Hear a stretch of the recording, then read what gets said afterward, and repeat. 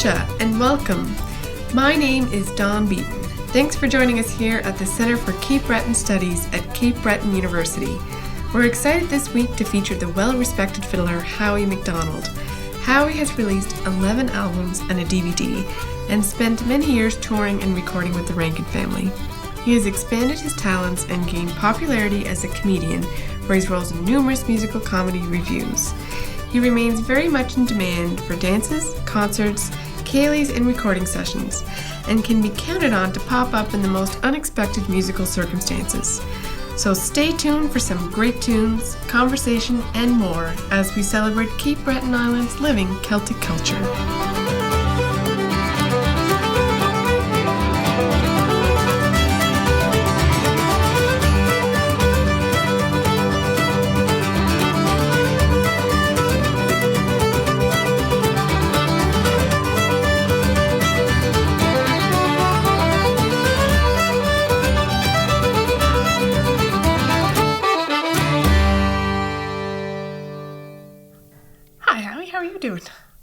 Good, Don. Very nice to be here. Great. Thanks for coming this afternoon to chat with us.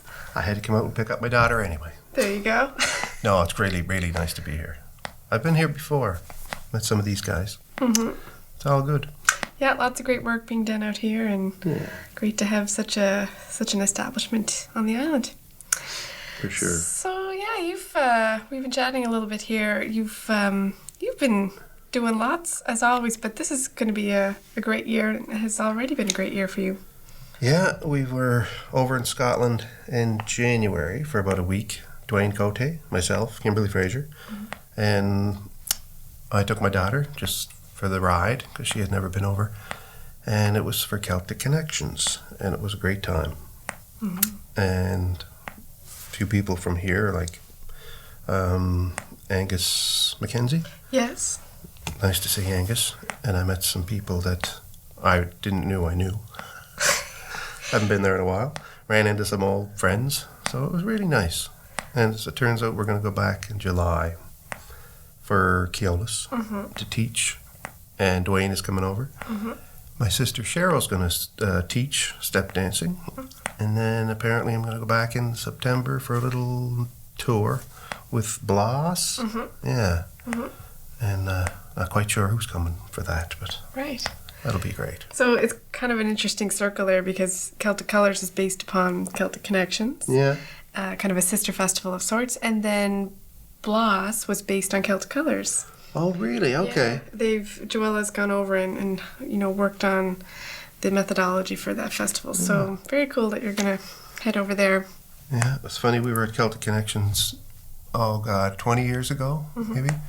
And it was, at that time, it was huge, but it's gotten so much bigger since then. And anybody was there, lots of people, lots of musicians, pipers, fiddlers, piano players. Yeah. And that was a big show in the fruit market, which is, Glasgow's known for its great venues, but that's a really nice place to play. Yeah.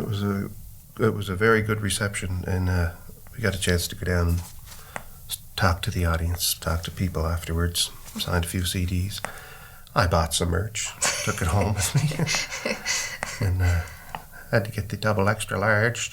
Oh, suitcase? No, double extra large puggy. But what do you call them? Pulleys? Hoodie? Oh yeah, hoodies. Pulleys. I don't know if we can leave that in there, guys. But anyway, and the t-shirts. And whatever else. It was fun. Little bag, skipping down the street with my little Celtic Connections bag. It was very, very good. Lots of fun. Yeah. So this will be your first time to teach at Keolis then? Yeah. Yeah. You'll have lots of fun.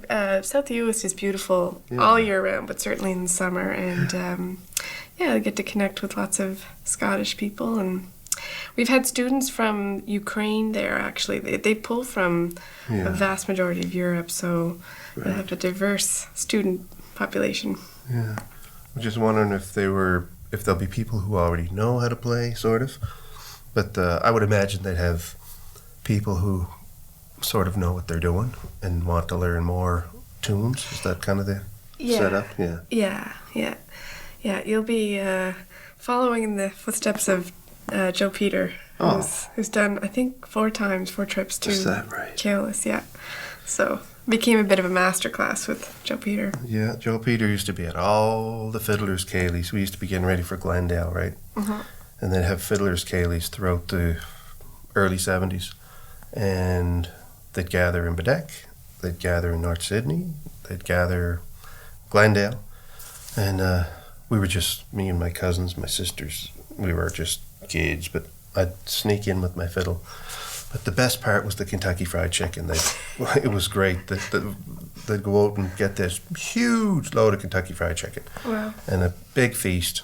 So after we got all our music done, we'd have a feast, and then there'd be certain people in the group who could play, Mm-hmm. and they'd get up and play, and, there'd be piano players, fiddlers, young and old. And that was preparation for the Glendale Festival. Really? Yeah. So we're talking early 70s then? Yeah. Mid 70s? Yeah, I'd say like 73 was sort of a big one. I was just sort of, I don't know, at the hot dog stand, just watching. I was, 8 years old? Our mother played the fiddle, so she would have been involved in more so than myself. And my Uncle Donnie Dougal, he would have been in the mix. Mm-hmm. My Uncle Francis, he would have been on stage, along with, Dan Ayre, Bill Amy, and everybody you can think of. Yeah. It was quite the thing. I have the albums. You probably have the albums, right? Yeah. And they do a big one every 2 or 3 years, and a small one in between. Oh, okay. And Glendale 77 was a great album. And then they did 79, they did another one. But we had lots of, especially as kids, run around the grounds. The tuning room was always great. There was always people from over at PEI, Shady Camp, playing in the tuning room. Mm-hmm. It's great to listen to that. And at one point I was, honing my piano skills, waiting for people to drop by so that I can play. Yeah. And it was in the tuning room. You could get away with it, I mean, the amount of magical moments that would happen in any tuning room, but especially that one. I mean, when you were there, were you kind of aware of the stature of the musicians that were in the room as well? Like, did it... Not really, because you really didn't know who was going to come up next. It was kind of when this guy's done, somebody else is going to get up, and and it just depends on who was there to accompany them. Sometimes it would be me, Bell, or Dougie McPhee. Hilda, that's where I met Hilda and Kathleen. I was about, I must have been 14, so she's older than me. So she must have been, right. 16, 17, something like that. Ask her if she knows the dates, the year, the minute I was born. Yeah. I think she may have cut the cord. Just kidding.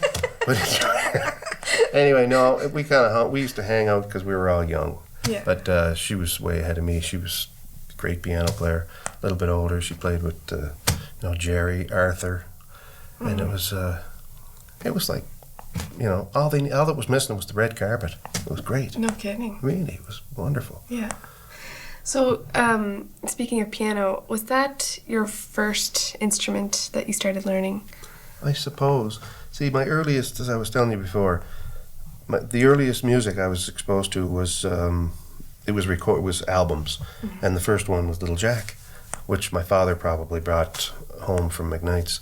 Little Jack used to live in Detroit, and then he'd come home to Judic, and so we had a Little Jack album. I believe he died in '69, so that would be playing in the house constantly, and it would be in all of our heads. I had 4 sisters and 1 brother, and Cheryl, she came along, I was 8 years old, and then she came along later.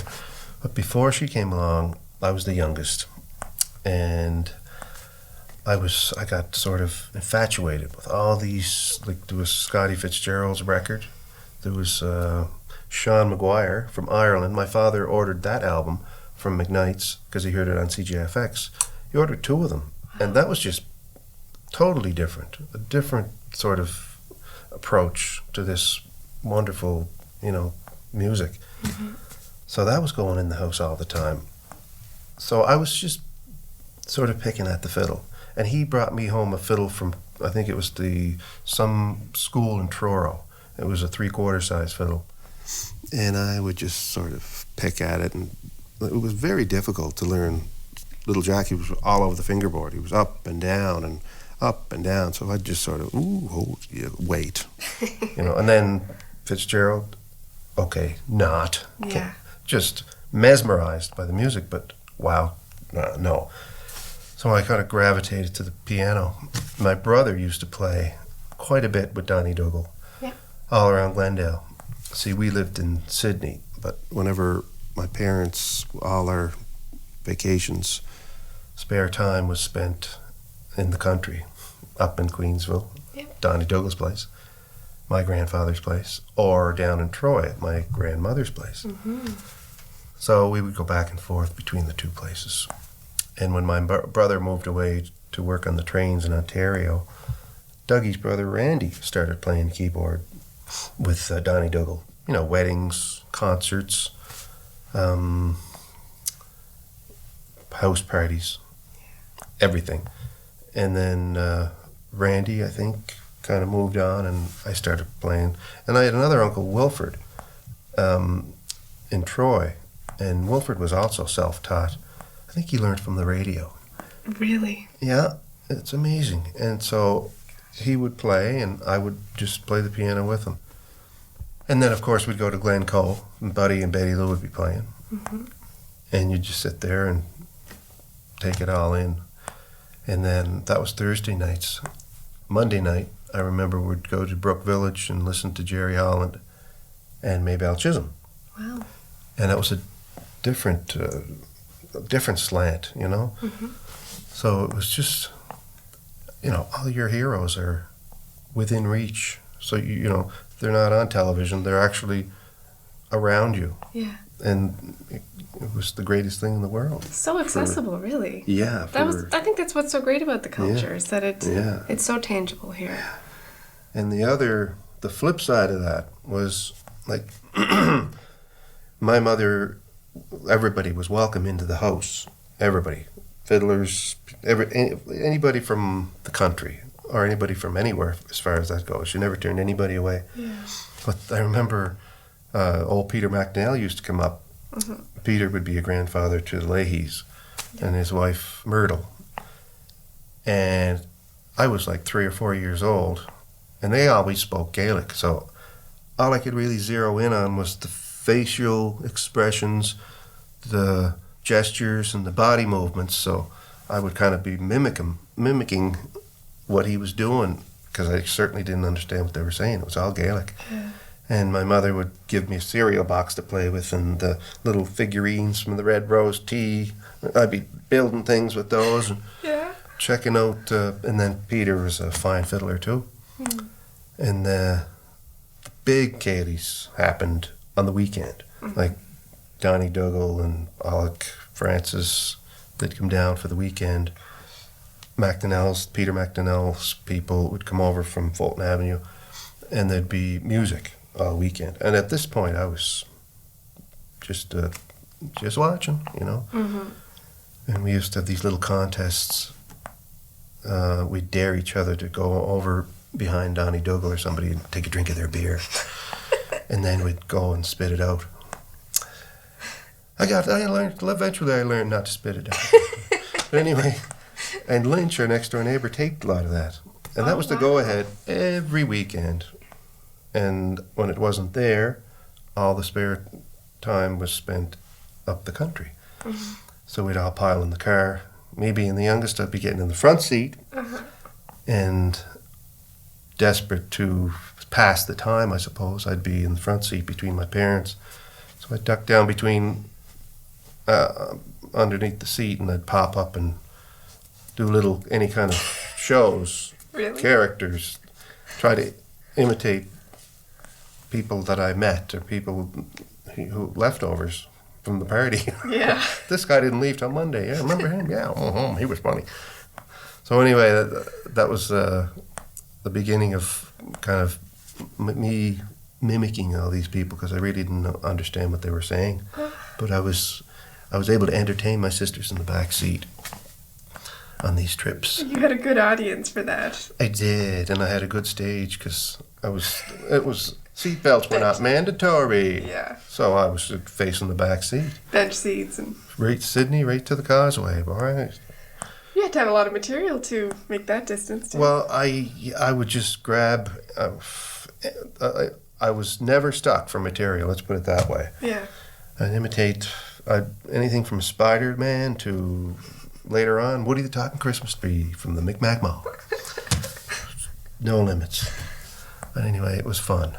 But you have, I mean, clearly, I think with both music and the ability to take someone on, I mean, you had such an ear. I mean, clearly developed ear very young to discern those traits, right? Like that's... Yeah, I had a passion for human behavior. And I guess as it was a result of not knowing. Well, like I remember coming home from school and my mother, the conversation would switch from English to Gaelic. She'd be talking to her sister on the telephone. Yeah. Didn't want us to know what she would... Well, it was private conversation. So there was a lot of that going on too. So we just sort of surmised, well, what are they talking about? You know, there's something going down or whatever, you know? And then we'd go up to my grandfather's place. And my grandfather's wife, Kate Jess, had TB when my mother was 8 years old. It was 2 girls and 3 boys. And my grandfather kept them. And he brought them up. And he was pretty strict.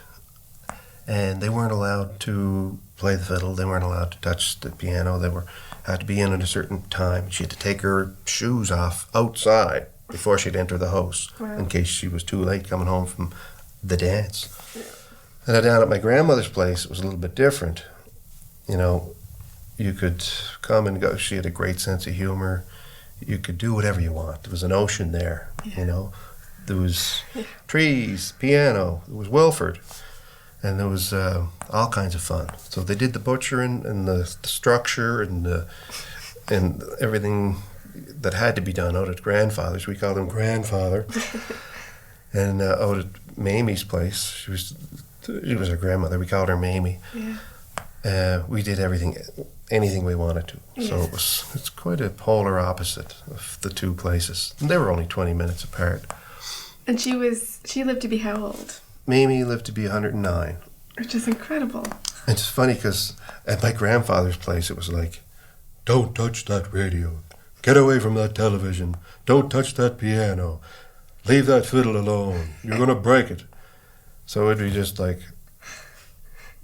And then we'd go down, jump in the brook or go chase the cows or throw hay bales around. Or watch them butchering the pigs or whatever. And then we'd go down to Mamie's place. And then it was like anything you wanted to do. Music and trees and swimming. And my father eventually built a little cottage there. And he had a canteen at the end of the road. And that's where we used to rehearse. Evie and Harvey would rehearse their steps for the Glendale concerts and other concerts. So I'd be playing the fiddle for them to do their little routines. And we had a clear ball, and we'd get our act together, and then my mother dressed us in these black and white outfits, and we used to make fun of ourselves when we go on stage. Please do not adjust your sets. It's not black and white, but you know, your TV may just be in color. You never know. Don't adjust your set. But it was. And it went on from there. I played my first square dance. I was 13 years old in Glendale. And people were, you know, God, I don't know if there was a dozen people there.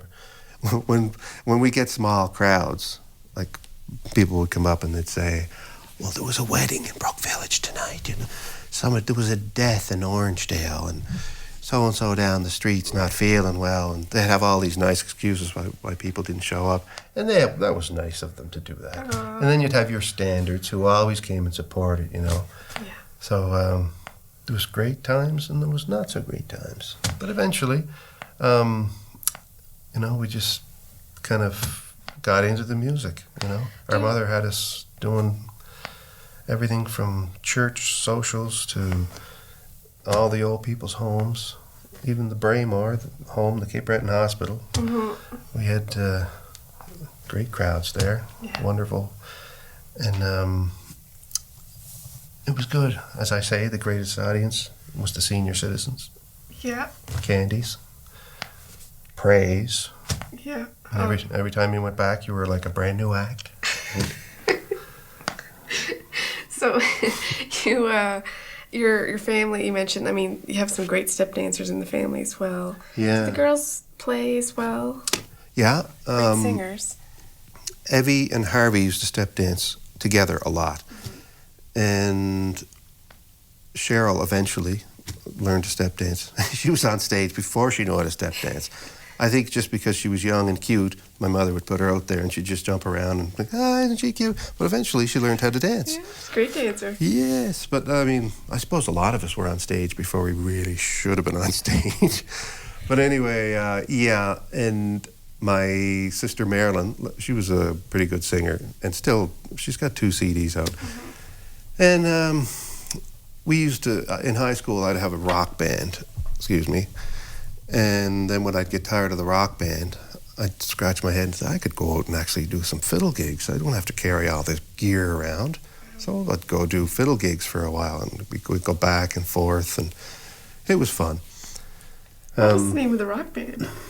Our first one was West Mac. We were living in West Mountain. We were all MacDonald, so it was a pretty brilliant name, I thought. Not. He set the trend. Everyone together, it's like, you know, the combined Hollywood name. So you kind of you had that early on. Yeah, it's funny because there was a lot of cousins. And my father married his brother. Okay. My father and his brother married my mother and her sister. Yeah. So we were all double cousins. We were all MacDonalds. Everybody related to them is related to us. And I'm related to myself. Put it that way. So we also, at certain points, would put these little improv theater sort of shows down in the basement, and we'd charge a penny or a nickel, and we'd run a blanket between the furnace and the hot water heater, and it was pretty much all improv. And we'd just do a show, make it up as we go along. Yeah. And then, like I said, on the weekends, there'd be a lot of fiddle music going on upstairs, and my mother would have been the life of the party. She'd get it all going. Yeah. And some of that stuff, Lynch, he was a carpenter that lives next door, he would come over and he'd tape a lot of it. Oh, yeah. And there'd be, lots of colorful characters, just amazing people that my mother knew everybody, and they knew that they could come to our place and they could stay, and they could sleep it off, and she'd find them a way back to the country, and away we'd go. Quite the hospitality. And lots of Kaylee's over at Sandy and Johnny's place too in Kingsville, Yeah. That was a great spot. They had horses, they had skidoos, they had people left their keys in the car, so 8, 9, 10 years old, get in the car, head up to Maplebrook. I've been up that road. More on that later. Yeah. Then anyway, clear ball. Yeah. And there was always something going on. Great memories, gosh. Yeah. Well, I would, we've been circling around talking about fiddle, but I would love to have a couple of tunes from you if you'd be up for that. Sure. Okay. Sure. Well, let's give the fiddle a go, and we'll have some more chat later.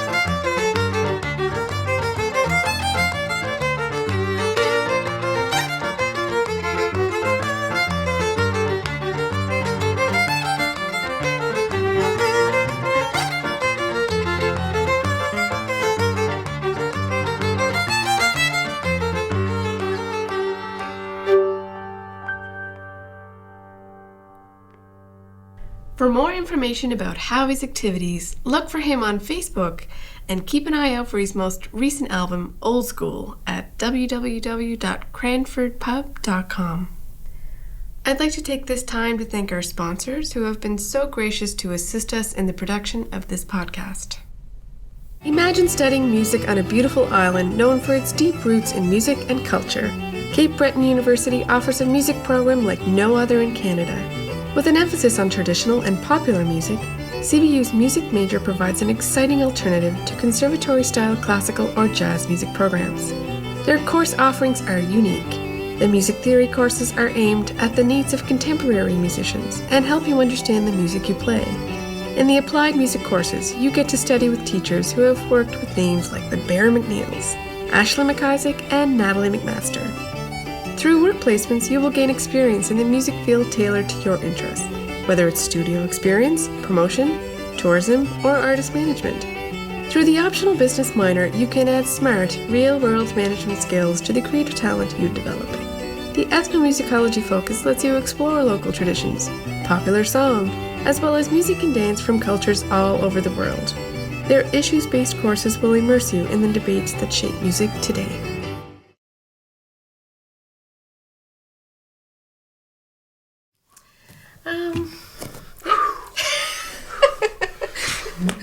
Those are great tunes. Oh, thank you. What's the name on those? First one is called Up on the Hill, and it's a B-flat jig, and the second one is in G minor, and it's called Brenda Stubbert's Jig. And not to be confused with Brenda Stubbert's Reel. Right. But I originally named it after the street that she lived on, but I thought, you know what, Brenda Stubbert's Jig, it's just... It's the in thing to do. Yeah, it's fine, because maybe somebody will confuse it with Brenda Stubbert's Reel, and they'll listen to that instead, and be fine with me. So both are your compositions. Yeah. Do you know roughly how many tunes you would have composed over the years? I have no idea. I suppose, would it be 100? Wow. I don't keep track of them as well as I should. I'll have to make a book. Yeah, someday. Yeah, maybe someday if I'm patient enough. It's not a bad idea. Yeah. Mm-hmm. There you go. Then you can make a recording with that while you're... Yeah, and maybe put a little CD in there so that people can actually play the tunes and have the backup all set to go on a CD. That might be kind of fun, you know? Yeah. Yeah. Lots of ideas. Lots of ideas. It's never ending.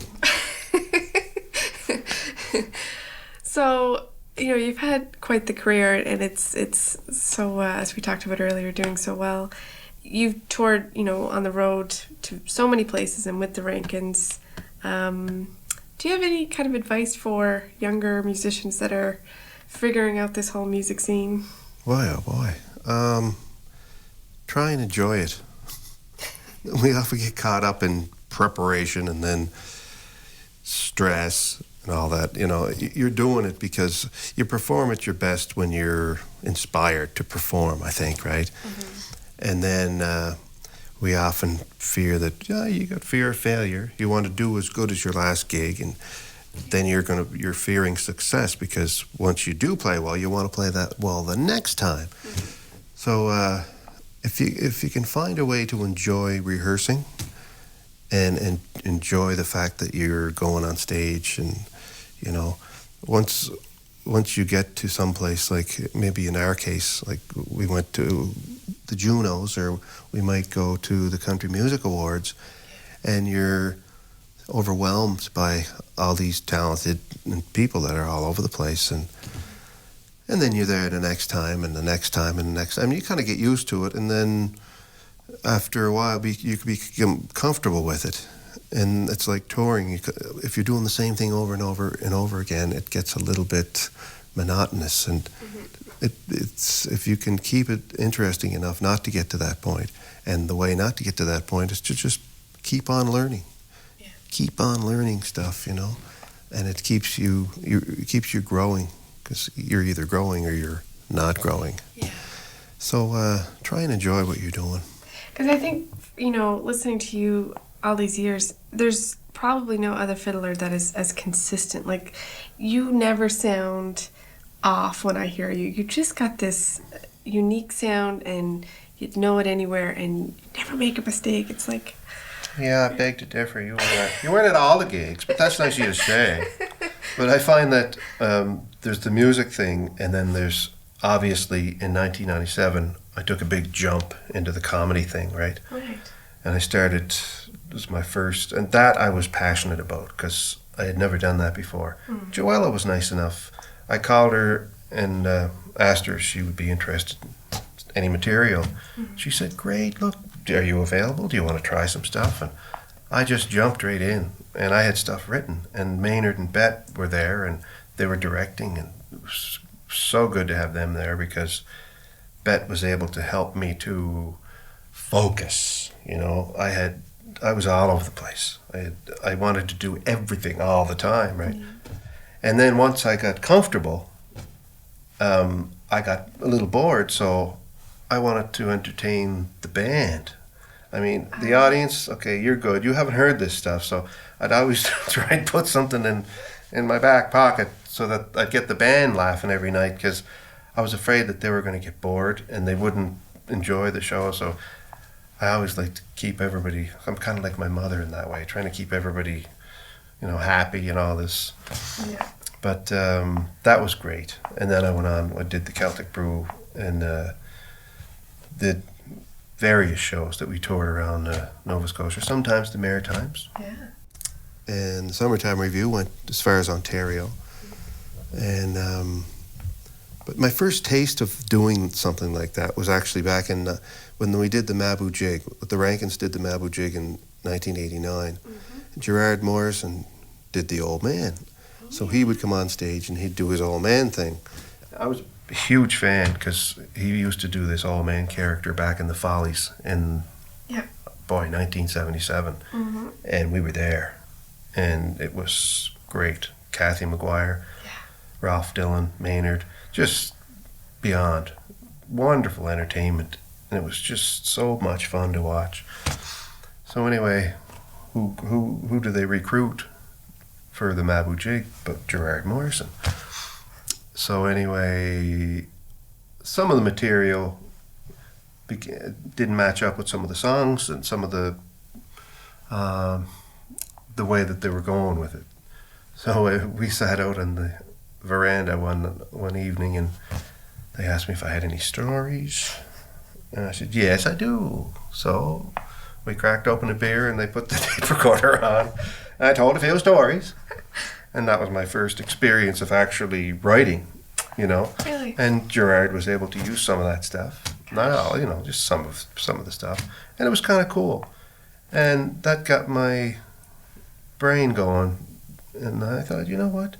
I've been sort of mimicking, and my mother's been mad at me for making fun of people since I was 4 years old. So anyway, I thought, maybe there's a way I can do this and, sort of celebrate the fact that we have these colorful characters and they're just a collage of a bunch of different people, and we'll make these characters funny or we'll make them angry or we'll make them just colorful. Yeah. So that's what we did, and eventually that was a lot of fun putting that stuff together. It's so important though, because I think we're defined by the characters in each pocket of the island. Yeah. They're to be celebrated, and it's great that you highlight that. Yeah. I mean, do you realize how many people kind of quote you in terms of the dance last night? And I mean, it's kind of like the Canadian Heritage Moments. You're kind of that local version for us. I used to do the vignettes, the commercial. I used to, on the tour bus, I was just, again, like in the front seat of the car when I was 4 years old, I'd try to entertain on the tour bus just to keep things rolling, right? Didn't always work. Sometimes. Most of the time it worked. But we'd do, what are you talking, Christmas tree? We'd do the guy, whoever the tour manager was, who was checking us in. They could have been from overseas, but I'd get really hung up on, by the end of this tour, I'm going to have that guy down. And it wasn't mean intentions. It wasn't anything like that. It was like, I can do this. And that would be my focus. I'd try to eventually, mimic them and then eventually make other people laugh. Not in a mean way. Yeah. Just to celebrate the whole thing. Yeah. To make people laugh, including the guy himself, Yeah. And we always had pretty good people traveling with us. in that regard. So, Do you think we might see any more kind of comedy productions by you in the future? well, you know what? I did I did a Christmas show. And I had to make a brand new character because it was a show within a show. So I had to create this guy Harry Holiday, and he had a kind of an Irish accent, and that seemed to have worked. And then the old standard old man character was in the show, and J.P. Cormier played my big and beautiful wife, and that was fun. And that was last Christmas. And last May we did the VON fundraiser, and I was basically an old guy, and the nurse came to visit, and there was lots going on between needles, and I was asking him questions. He was a guy nurse, and there was a whole thing about guy nurses. I said, what's going on with that? Where did that come from? Wow. That was fun, and we got lots of laughs.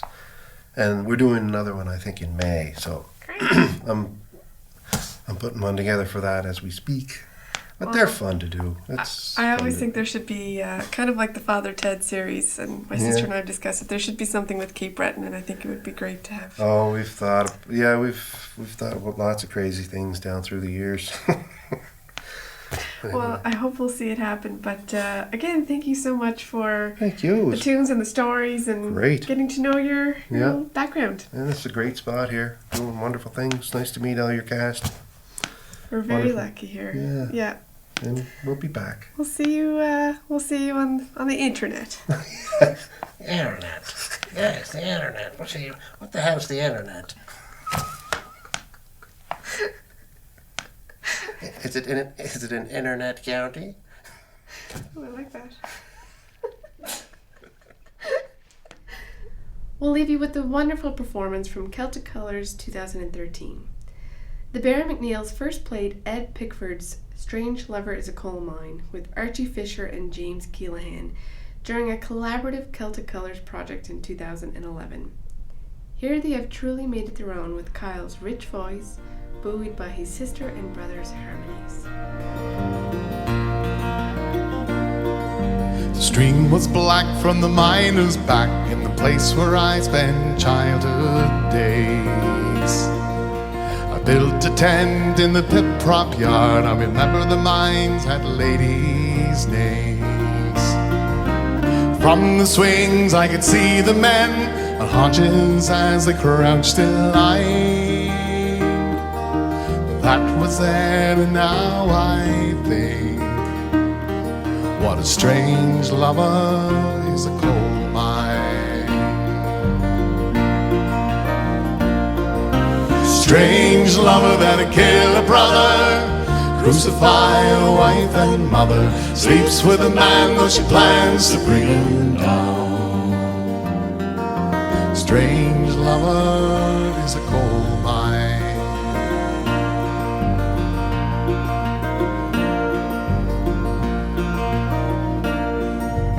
My friend Joe worked for 50 years deep in the belly of the Durham mine. All those years he shed no tears. Durham men are not that kind. His brother died in a fall of stone. He seemed like a hero at the time. That was then, and now I think, what a strange lover is a coal mine. Strange lover that'll kill a brother, crucify a wife and mother, sleeps with a man though she plans to bring him down. Strange lover is a coal mine.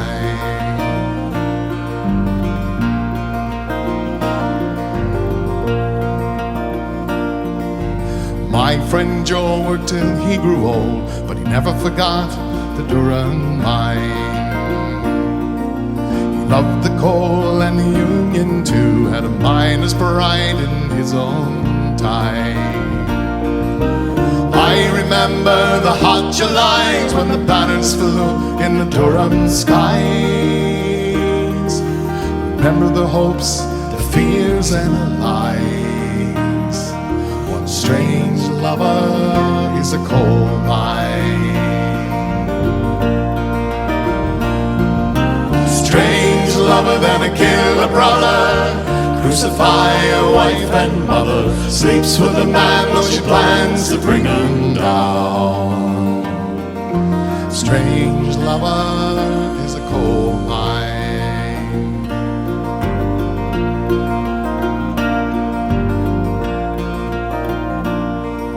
The stream was black from the miner's back in the place where I spent childhood days.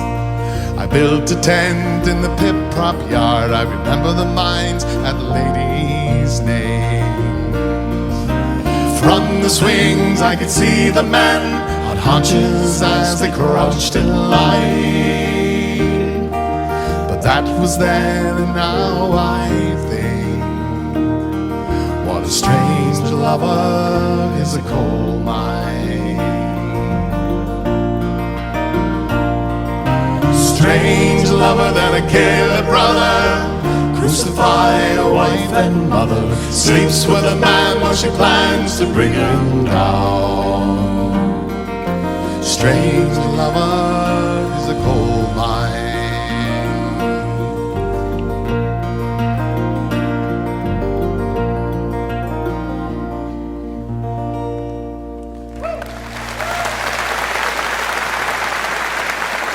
Thank you very much.